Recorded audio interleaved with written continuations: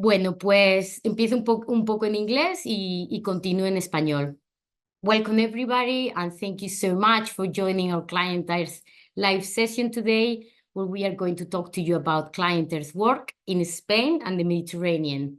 I am Maria Perez, a member of the fundraising team and ClientEarth, and I'm delighted to be hosting this session. This is our first ClientEarth live from our Madrid office and will be in Spanish. But as mentioned before, we have a live English interpreter if you would like the session translated. If you would like to use this service, please click on the interpretation icon on the Zoom toolbar, select English, and click Mute Original Audio to ensure you only hear the interpreter. As mentioned, it's amazing that we have people joining from Spain today, but also from other countries. So please use the interpreter option. Ahora lo digo en español. Okay, welcome to all of you. Thank you for joining us in this seminar session. ClientEarth, we will share the work in Spain and the Mediterranean. I'm Maria Perez. I'm member of the fundraising team in ClientEarth. I'm here in Madrid. I'm so happy to be here presenting this session with Soledad and Francesco. This is our first session in live ClientEarth from our office in Madrid, and we'll do it in Spanish, but we have an English interpreter live that if they want to listen to this session in English, if you want to use this, you can click in interpretation bar in the lower part of the screen, and you can select English and mute main audio so you can listen to the interpreter. So we will start with our presentation. Soledad, if you can introduce yourself. Hello, Maria. I am Soledad Gallego. I'm currently the head of ClientEarth Spain and the Mediterranean. Thank you, Francesco. Now, hello, I'm Francesco Maleto. I am a wild marine ecosystem lawyer in our office in Madrid. Great. Thank you so much for introducing yourselves. So here we are today to discuss ClientEarth work and impact in Spain and in the Mediterranean. But before we do, please allow me to spend a couple of minutes introducing ClientEarth. Our mission is simple. We use the power of the law to create real positive changes. There are more than 300 of us now globally, and a lot of my colleagues are lawyers and legal experts. They use all the legal tools available to force businesses and governments to do litigation, to demand from businesses and governments to deliver on their environmental obligation. We also help draft better laws, and when these laws are not respected, we go to court. We have more than 140 active cases worldwide and more than 40 in the pipeline. And thanks to our supporters like you around the world, help make our work possible. That's why we would like to thank you for being here today and going with us in this way to improve our planet. Before we continue, there are a few housekeeping notes I'd like to mention. If you have any technical problems, please use the chat function and one of the members of the team will be able to help you. Please put your questions in the questions and answers box so we can see them, not the chat box, and we will try and answer some at the end of the session. So we will be a question for questions and answers at the end of the session.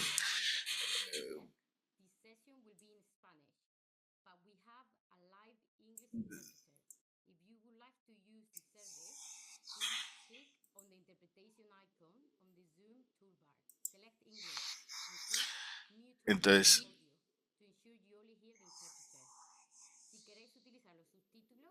if you'd like to use subtitles, you have also that option. You'll find it in the toolbar in Zoom. So this event will be recorded. So if you're ready, we can get started. Can you please tell us a bit more about your role in ClientEarth? Soledad, please. I joined ClientEarth more than 6 years ago. as I'm in, as the first lawyer, my first position was in Mediterranean Sea issues, and someone told me in the moment that it was of the positions that we usually have. So I was completely agree, I'm completely agreed on that. So I stayed in this line of work, working on the Mediterranean to defend habitats and ecosystems. And we have six lawyers, and Francisco is here, that is doing a great work. So as I mentioned before at the beginning, so in last, I am also the head of ClientEarth and Spain and Mediterranean, and we coordinate all the legal strategies in this area, in an area that is so important for the climate change. So we have a lot of very diverse activities. So sustainable fishing, pollutants, and everything we do it aligned with the regional strategies and our government strategies. So my work here is part of a commitment, a regional commitment that we started very many years ago when I left my. I was now committed to defend and committed to defend the nature.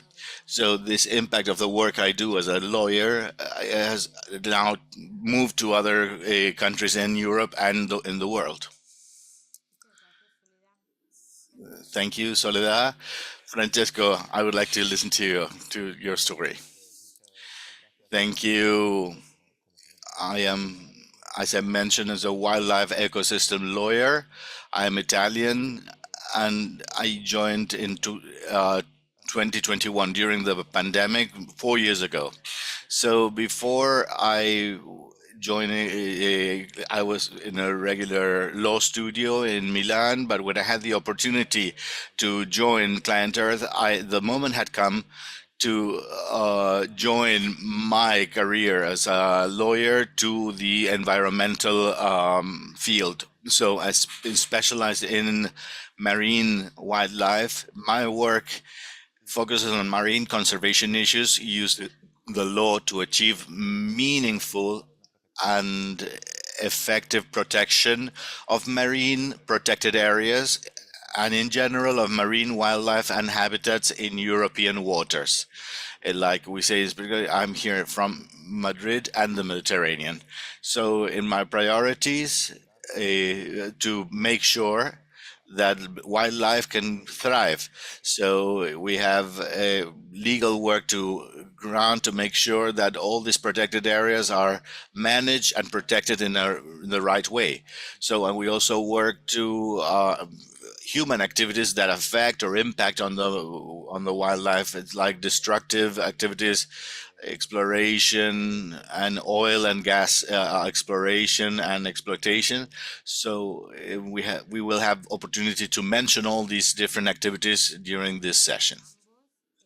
Thank you so much, both of you. From my side, I'm so happy to be part of your team. It's a pleasure to work with you every day and to be part of being part of ClientEarth. And so our assistant, I am started working in September 2023. And before, I was 10 years in London working for United Nations and also for the in the NGOs, in different NGOs. When I had this position in ClientEarth in Madrid, I didn't think it twice. I came directly to Madrid. I am so happy. I'm elated to be working here. So if we are ready, we can start. Soledad, can you share with all of you the story of ClientEarth in Spain? And you know it very well. And some of our current priorities that you can mention, please. Okay, ClientEarth began working in Spain around 2016, 17, sorry, mainly through we have a legal entity in the country. Our office in Madrid is working with European entities and in the national and international level. So we are 18 people working here in Madrid, experts based in there, and we work across a range of programs, including climate and energy, biodiversity, freshwater, agriculture, and land use. Building our presence, one of the priorities from the beginning was to have a very local, strong local team, and to have create like with other build trusted relationships with NGOs, lawyers, scientists, and other civil societies. So Spain is a priority country for us for several reasons. It plays a key role within the European Union. For example, of the airport case, all the hydrocarbons in Adriatic in Italy. So cases in Greece with oil perforations in the sea. So in 2023, when we had the legal entity, and our investigation is with relevant topics that Francesco will explain more in detail, like the fishing areas in protected areas, cases to improve in Europe and in other regions in the world, and to also other species like dolphins, for example, pollutants in the water. And we also have supported other organizations in the transition, energetic transition in Spain. Regarding priorities, as we mentioned before, is the Mediterranean is one of them. So why the Mediterranean represents just one? Because this is one of the critical points in the diversity in the planet. The Mediterranean represents just 1% of the world ocean surface, yet it holds 18% of all known marine species. And Spain is with the highest diversity in the European session, and it's so we have Spanish organizations, and we also have international organizations that are very valuable with that. They are only here in the Mediterranean. If they disappear here, they will disappear in all the planet. So this is one of the very efficient carbon, and we also do work in wetlands also, and also the basin of several rivers, and working in the Mediterranean in general. So we're working in a faster way. We see this in very frequent, like for example, catastrophic situation, droughts, wildfires. So all these impacts not impact on the environment, but also the agriculture, tourism, and all the different fields involved in, and all the people who live in the Mediterranean basin. So this is a very critical region for administration for the climate change, and a key activity for the work of ClientEarth. So that starting thing on 2025 and 2026, so we are focusing in legal cases with climate action. We are working in Spain, is grounded in national context, while also contributing with ClientEarth's broader regional and global strategy, and also regulations that delay the climate activity. And we do this with coordination with all the partners in Europe, and with Spanish organizations too. So what we do here to have an impact, but also at a European level and international level. Thank you, Soledad. As you said, it's very important to protect the biodiversity and the wealth that we have here in the Mediterranean. And we can show that in ClientEarth in Spain and in the rest of the organization, we are very busy doing this in the protection of the Mediterranean and other regions. If you can share with us any recent success that really illustrates the kind of impact ClientEarth is having in the Mediterranean region. Yes, of course. I think our case is the Tagus estuary case in the Tagus Estuary case is a really good example to show the kind of impact we are having in the Mediterranean region. I will give you an introduction and the impact of the work we do at the local but also global work. A few years ago, we learned about a deeply concerning project, a plan to build a new international airport right in the heart of the Tagus Estuary, just outside Lisbon. Now, the Tagus is no an ordinary patch of wetland, is the largest estuary in Western Europe and one of the most important stopover sites for migratory birds traveling between Europe and Africa. Birds that go from Europe to Africa. This estuary is protected with the national and international at the ecological level too. This international recognized for its ecological value, protected under the European Union Natura 2000 network and the Ramsar Convention. Despite all of this, the authorities were preparing to push the airport through, brushing aside serious concerns about this impact. The proposed site sat within a legal protected nature reserve, and the environmental impact assessment essentially suggested that the birds could just move elsewhere. We knew this wasn't just ecologically flawed, but it was legally indefensible. So what we do, it was the first legal case that we have in our office in Spain. We had a coalition with organizations and NGOs and Portuguese with like BirdLife Portugal, and we presented legal action. So we worked with a coordinated with experts from. It took years of work gathering evidence, building the case, and coordinating with partners. It was also a case that attracted wide public and political interest. Also in the legal, we have international activities in the legal area, like the Portuguese government officially dropped the project. It was a huge win for nature and a powerful example of how using the law strategically and in partnership with others can deliver long-lasting environmental protection. So this is not only a local impact, but is a cross-frontier impact and connecting countries in their own interests. So this is a new and novel way of doing things, but it's a legal and scientific base to do this.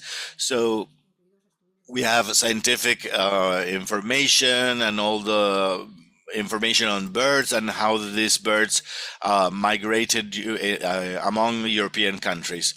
So our aim is to intervene. So this was we able without getting to a legal instance. So in the transfrontier or cross frontier, so this is a strategic that is and and they rejected this location as an airport. So the Portuguese government didn't move on with officially dropped the project. So this brings life to what I mean of how we work here in Spain, and it went beyond the case. The impact was not only for Portugal or Europe. The impact this case had in the migratory lines of birds. So now we have this criteria and the studies and strategies that we inspired campaigns in Canada, in Australia, and inspired a lot of work. And they contacted only 2 or 3 weeks ago from South Korea. So we're applying this legal strategy in a similar case to protect for migratory birds.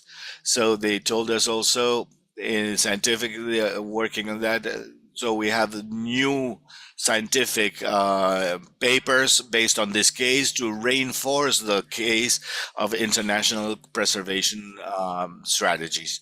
So the Montijo case is a very good example of how this work in the Mediterranean area is connected to wider challenges, and we are working in national, and we don't work this nationally isolated. We are all connected to different, and it goes beyond the borders. So our aim is to intervene in Montijo and other cases, not only stop environmental harm, but that have far-reaching ripple effects and shape how future decisions are made reinforce legal protection, and raise the standard for environmental governance across the region. Thank you, Soledad. So I think this example that you mentioned of the Montillo Airport it shows the impact of organization is having to protect and restore nature and biodiversity. So I'm going to repeat. In case there is someone who just connected, I'm going to mention how to use the interpretation.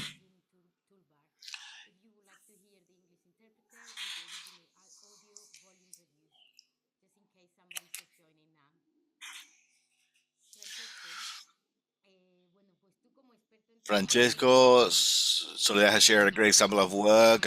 You, as an expert in marine expert, more information on ClientEarth's ocean work in the Mediterranean.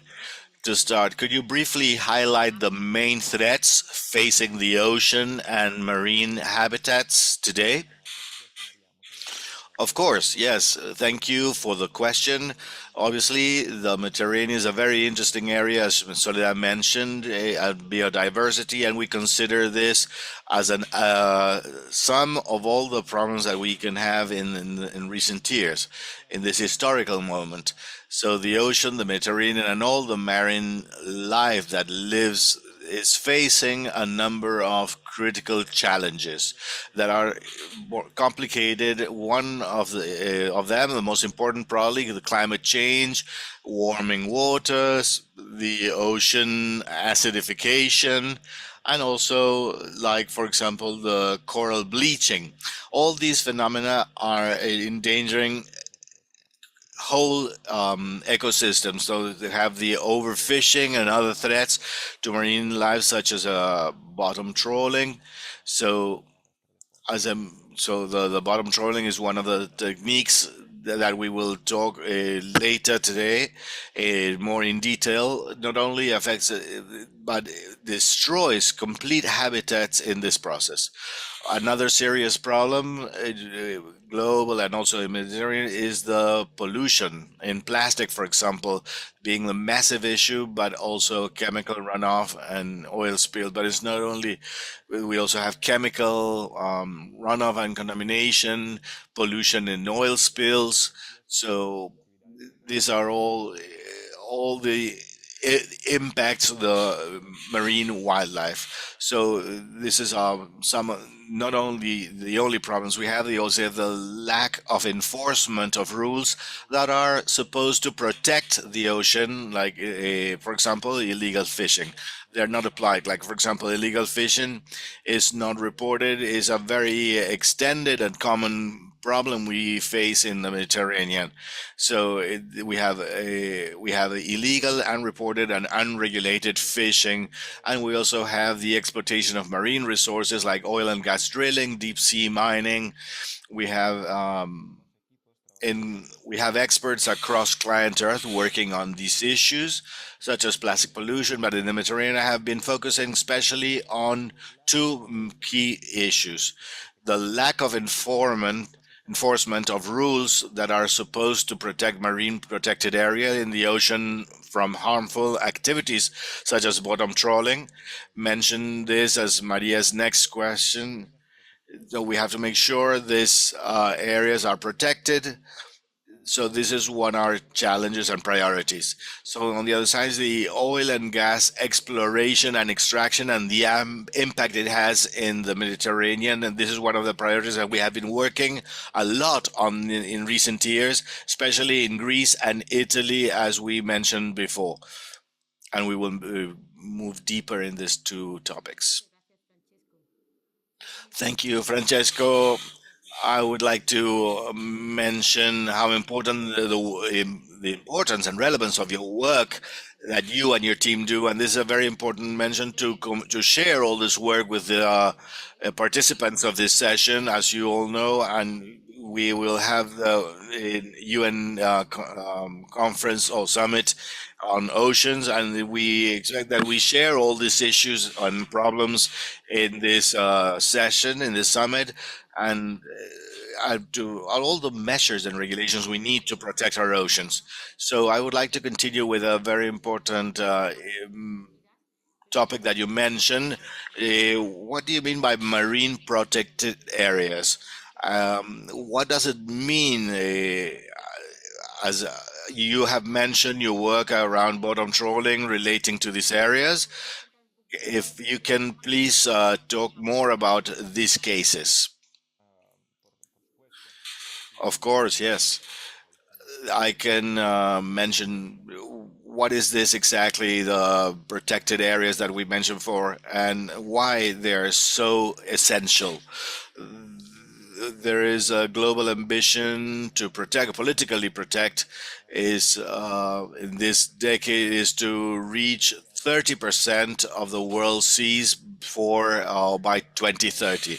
This is a global goal. To support this goal, marine protected areas, MPAs, as I mentioned, have been established, zones legally designated to safeguard vulnerable habitats and harmful activities like uncontrolled fishing.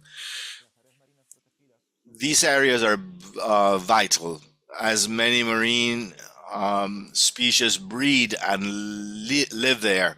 When properly managed, MPAs help ecosystems to recover, sustain and thriving, sustaining fish population and allowing the ocean to continue playing its crucial role in regulating the climate. However, in the Mediterranean, governments are failing to enforce protection. Illegal activities persist, and more than 80% of the European Union MPAs are considered ineffective. We talk about this phenomenon, or many are just like paper parks, protected in law but not in practice. They are all these exists in on paper but not in the practice, is not implemented, allowing destructive practices like bottom trawling to continue unchecked. Bottom trawling is one of the most destructive fishing methods. It involves dragging heavy nets across the seafloor to catch species like cod, hake, shrimp, and octopus. But as you can imagine, is indiscriminate. Entire habitats as dragging this nets, entire habitats like seagrass meadows or coral reefs are destroyed in this process. And this recovery can take centuries if they happen at all. Also, the bycatch rate as around is called is a bycatch rate is around 60%, meaning most of what's caught isn't the intended species. And they 60% is something that they are not interested, and it's not the goal they have. So endangered animals like sea turtle, dolphins, and sharks are often killed or injured during before being discarded. So the damage doesn't end here. Bottom trawling has a major climate impact, with carbon emission estimated to equal 40%. The carbon emissions, yes, estimated are equal to 40% of the US transportation sector. By destroying seabed ecosystem, it also undermines the ocean natural's ability to store carbon, which is critical in the fight against climate change. Given its devastating impact, bottom trawling has no place in the MPAs. Existing rules must be properly enforced, and the European Commission must take action against countries failing to uphold them. When managed effectively, MPAs can be a real game changer, a very great tool. So there is margin for hope.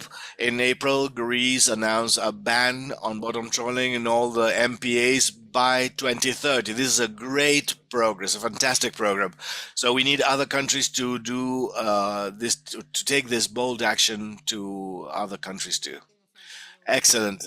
Thank you. You gave us a very clear picture of what is the bottom trawling, and how important it is to protect is the MPAs, or marine protected areas. So can we mention some of the cases that we have in this bottom trawling? Can you share some of the cases? Yes, of course. We have many active cases in this moment related with. So this is very important to mention all the impact of bottom trawling in.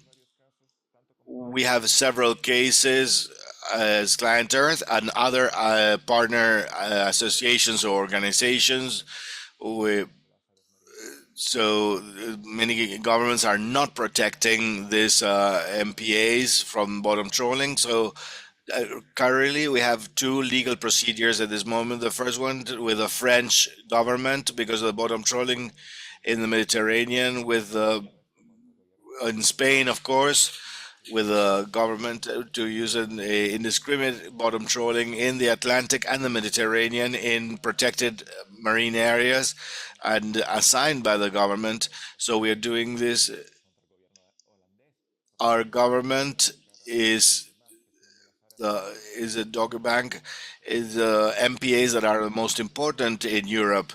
It is the we are doing with the Blue Marine Foundation, and finally, together with AGF, with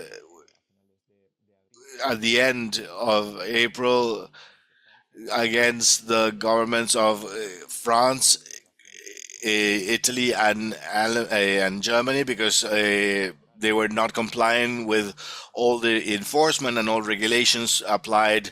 So this is all for European water. So it's very important to coordinate coordinated action in different countries, and we're doing through all these cases through the European Commission.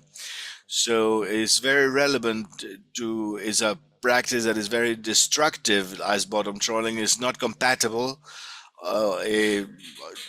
with the idea to have having an MPAs or a marine protected area is doesn't match with the idea of also allowing the bottom trawling fishing or such destructive activities that are in protected areas that are protected biodiversity, and protected means protected.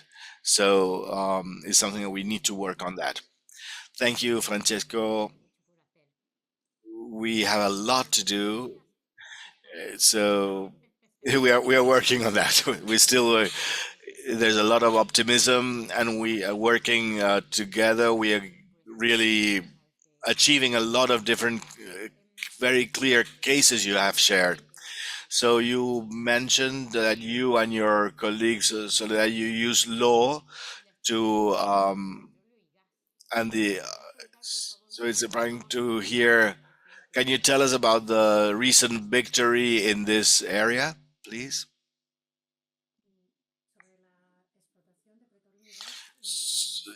Regarding oil and gas exploration in Italy, this is a case in which we developed a working line in the Mediterranean, the exploitation of hydrocarbons. We took this case in the Adriatic Sea in Italy in a protected marine protected area, and for the sea turtles and a lot of different species, they have allowed this exploitation impacting on these species. So we went to the Rome court, and after many years of working there, we achieved a favorable verdict, and so this exploitation in this Adriatic was not legal. So we have other working lines that we have developed for many years in Greece, in many areas in Greece where they are allowing oil and gas exploration in areas that are very rich in marine biodiversity. So, including a lot of different species. So this, despite Greece's commitment to expand marine protected area, this team, the ecosystem, marine ecosystem, is moving forward this project. In the case of Greece, working in the European Commission, this approvals for these experiences that are so harmful for the area. So we have to go through a lot of different controls and all bureaucratic paperwork we have to do to avoid this environmental impact. So thank you, Soledad, for your explanation. Francesco, if you something that you do, that you're working a lot, can you add a little bit what Soledad just shared with us? Of course, yes. Thank you. Thank you to mention these cases are so the main our main cases in the Mediterranean related as not only fishing but other impacts like the oil and gas exploration. So it this oil and gas operations harm the ocean at every stage from exploration to extraction. Exploration involves invasive techniques like seismic surveys and drilling, which damage fragile seabed habitats and create intense underwater noise, disturbing marine mammals to be able to live in the country, and also they cannot communicate with others or feed themselves. So extraction brings even greater risks, including oil spills, chemical pollution, and habitat destruction from infrastructures like rigs and pipelines. It releases harmful substances such as microplastics, heavy metals, and toxic chemicals into the ocean, impacting biodiversity and disrupting species' natural behaviors. Even after operations begin, the infrastructure continues to interfere with marine life, including migration routes of whales and dolphins. So, in short, oil and gas activities pose a serious ongoing threat to ocean health. As Soledad mentioned, our recent victory in Italy, Po Delta, is a great example of how our efforts are making a real difference.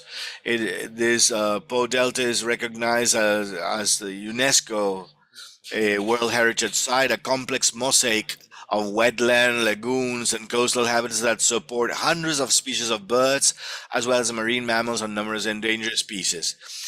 Offshore habitats in these MPAs are feeding, including the Marine Natura 2000, is the Po Delta provide essential feeding and breeding grounds for dolphins and other marine life. These environments act as crucial ecological corridors linking coastal and marine biodiversity, and their health is directly threatened by industrial activities like offshore drilling. So the Italian government has approved drilling for gas here, which gave Australian company Po Valley Operation permission to build a major gas platform known as the Teodorico project. So to have just an idea of the size of this platform, of this oil platform. So in 2021, when we learned about this authorization, this approval, we joined forces with Liga Ambiente to stop this decision by the Italian government.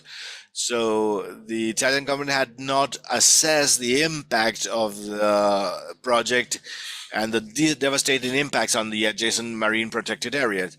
So we stress that developers and the Italian authorities should have conducted a rigorous and science-based assessment of environmental impacts, ensuring compliance with and they should have do this before getting any approval. So in a landmark decision, our collective voice was heard. The court ruled in our favor and put a stop to this project, preventing the construction of the gas platform. But our work doesn't stop here. In Greece, we are petitioning the European Commission to address the government's approval of oil and gas exploration in areas with rich marine biodiversity. So despite Greece's commitment to expand marine protected areas, it continues to allow fossil fuel drilling activities, putting these vital ecosystems at risk.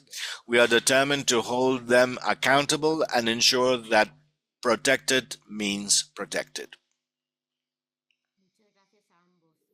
Thank you, both of you, Soledad and Francesco. It's inspiring to hear about the many partners we work with in Spain and in all the world too. At ClientEarth, we truly believe that collaboration is critical to driving process and achieving environmental justice, and it sits at the heart of everything we do. We work in a interconnected way with a broad network of organizations and experts sharing legal strategies, knowledge, experience across borders to maximize our global impact. In this case, Soledad, can you tell us a little bit about one of the most recent cases in Spain where we are working with and supporting Spanish citizens? Why is this case such an important case? And why is it so important to partner with communities? Yes, yes, it's one of our most important cases, and many we have in the Mediterranean and Spain. One of the most important and recent cases in Spain is happening in the region of Galicia, where we are supporting local residents from the town of As Conchas.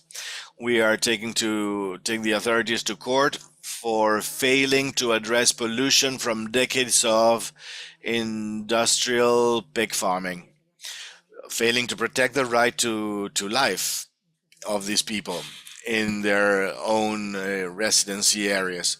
So the major expansion of industrial livestock rearing in such a small area means that land cannot absorb all the manure and slurry produced. So they puts a risk of the water supplies, local supplies. Residents have been advised not to drink water from their wells or swim in their reservoirs, and the stench is so bad that the air becomes unbreathable in the summer. It's not just the smell. Residents are also reporting medical problems. They believe they are caused by this pollution. So there are many health risks associated with this type of scale of air and water pollution, which include respiratory problems, cancer, and exposure to antibiotic resistant bacteria, damaging their ability to live safely in their own community, in their own towns. So, despite countless complaints, authorities have continued to approve new farms, ignoring their legal duty to protect public health and the environment. So, the community has been left with no choice but to act. So, the impact it has in the environment and in people. So, they are now forced to act. So, there's no other option. This case is incredibly significant. Is from this perspective, is the first time in Europe that a court will hear a case focused on human rights impacts of intensive livestock farming on water sources. So we are working in partnership with today our a colleague because she has a health issue, so she can't be here today. But she's leading this project, and she's working in partnership with Friends of the Earth, Spain, and the consumer organization SECU to support the claimants. So what we do is give legal support, legal collaboration in these cases. So this collaboration shows how powerful it can be when legal, scientific, and the strength in the legal, scientific, and civil society efforts come together. A positive result from the we can get very important results with this. In this case, a positive result from the European Committee on Social Rights would be the first of its kind as it's concerning the human rights impacts of the environment. And it could pave the way to other such cases across the European Union. It's a landmark case that we hope that it will do some like cases in Spain and also other cases in Europe. So there are human rights that are being impacted. This have 46 member states have approved this and confirmed this. Thank you, Soledad. Thank you, Francesco, um, because of your sincerity, your and sharing with you your experience, your knowledge. So these are my questions today. Let's see if we can reply some of the questions in the chat. Can you answer some of the questions? Yes, of course. I was reading the questions and they're all super, very, very interesting. So thank you so much. We cannot answer all of the questions, but we'll try to answer at least some of them. So it's a pleasure to receive such interesting questions about our work. So the first question that I was attracted to is Yogi about fines that fishing companies have, like bottom trawling. This is a very interesting question because there are fines that are applied to the fishing companies. So this the impacts they do have fines. Bottom trawling is and it's approved and it's a legal activity in a general way in our seas and oceans. So no, so the bottom trawling companies cannot be fined, but what we consider that this activity is compatible with protecting an area, a marine area, especially in biodiversity activity that generates impact that are so devastating on habitat, like all the different sea turtles, the coral reefs and all this. So it's not compatible to establish an area that is you can decide this area to be protected with these values. So we are suing the governments. So what we're trying to work, how they can approve the bottom trawling fishing. So this practice on acting or impacting so much on the marine biodiversity. So we are measuring this impact. So with that information, so this activity will not be able to be carried out in this area that is protected, so that are representatives of these areas. So probably this activity can be compatible with other activities. So can I answer another question I see here? Young says here, a very interesting question here in the chat. Claire asks, it says, we are like halfway in this ocean decade, and what is the probability or the chance to get to the 30% of protected areas, not only in a formal way, but also a substantial way to be effectively protected? So this is a problem that is very relevant and is the main challenge with our work, because all our efforts, we do it with human impacts on biodiversity, marine biodiversity.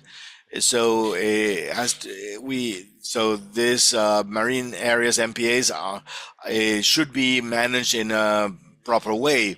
So we are working on this. We are working our strategies. We are developing them. Related to the key impacts. So with the protected areas are managed in an adequate way, an appropriate way.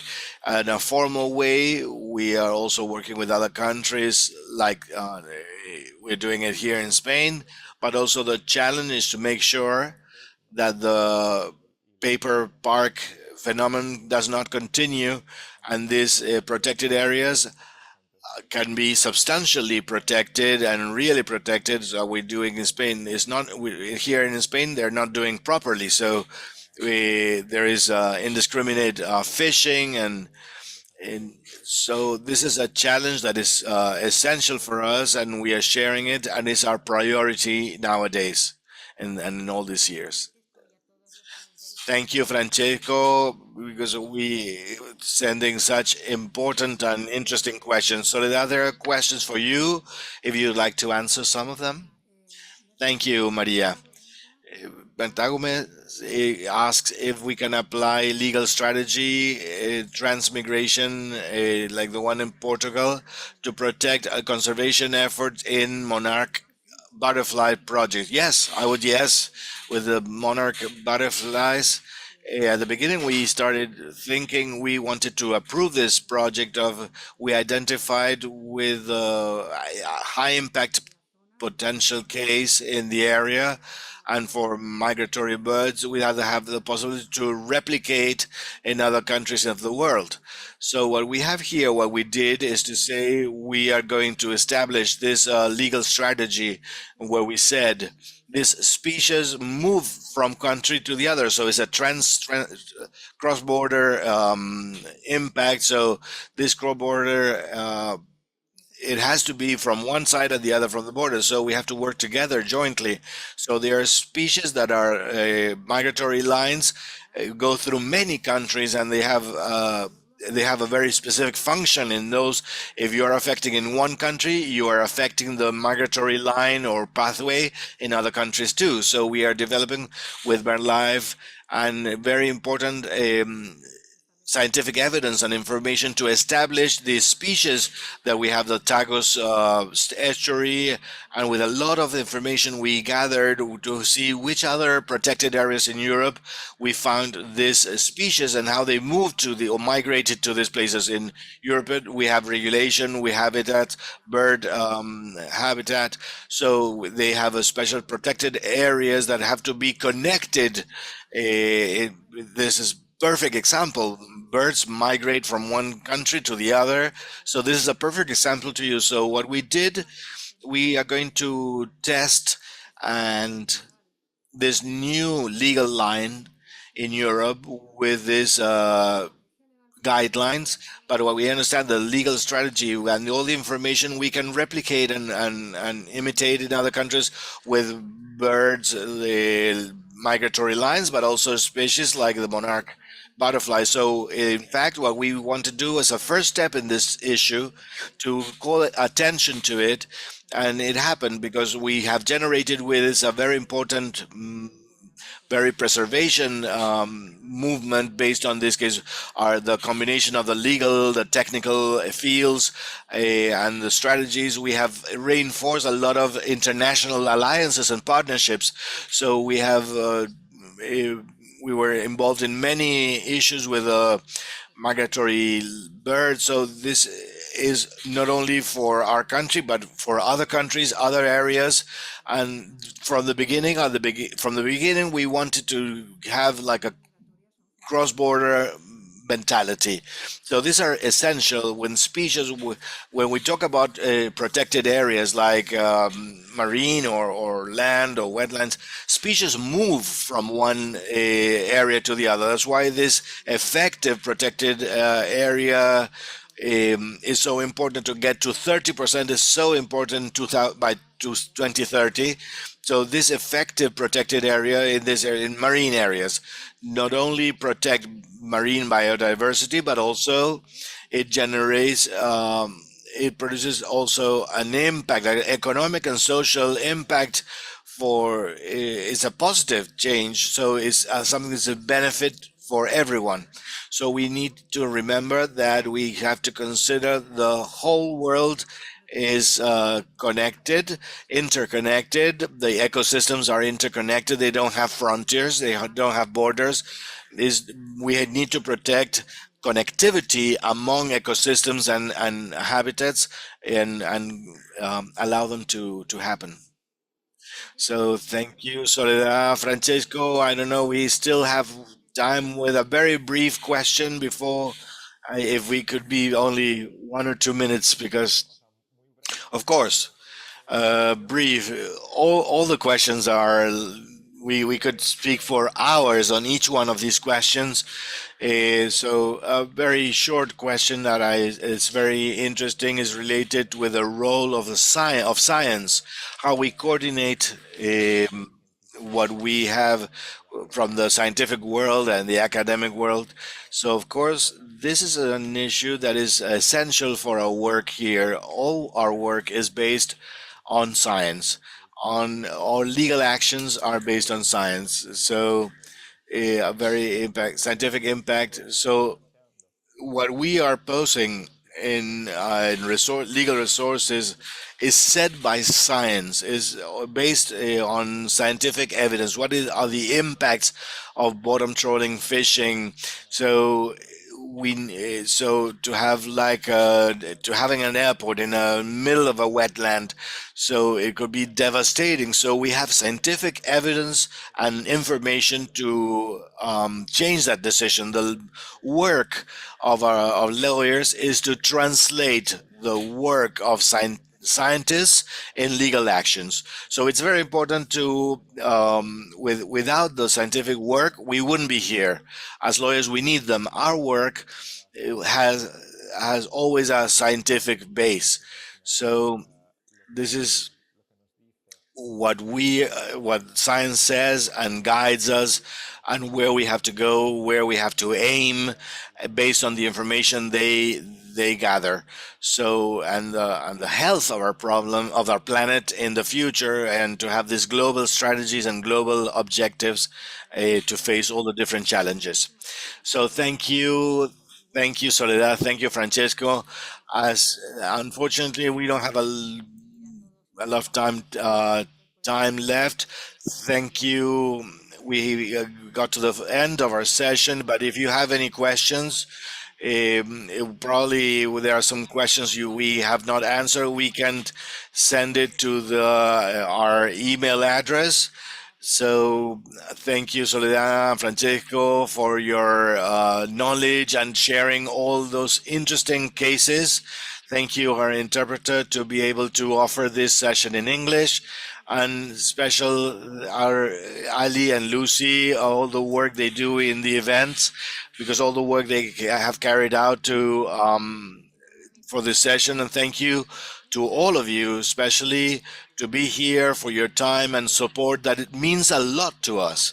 So the work we do is only possible based on what you do, or what you support us, and you accompany us and drive us this necessary work to protect our planet. We are very thankful to all of you.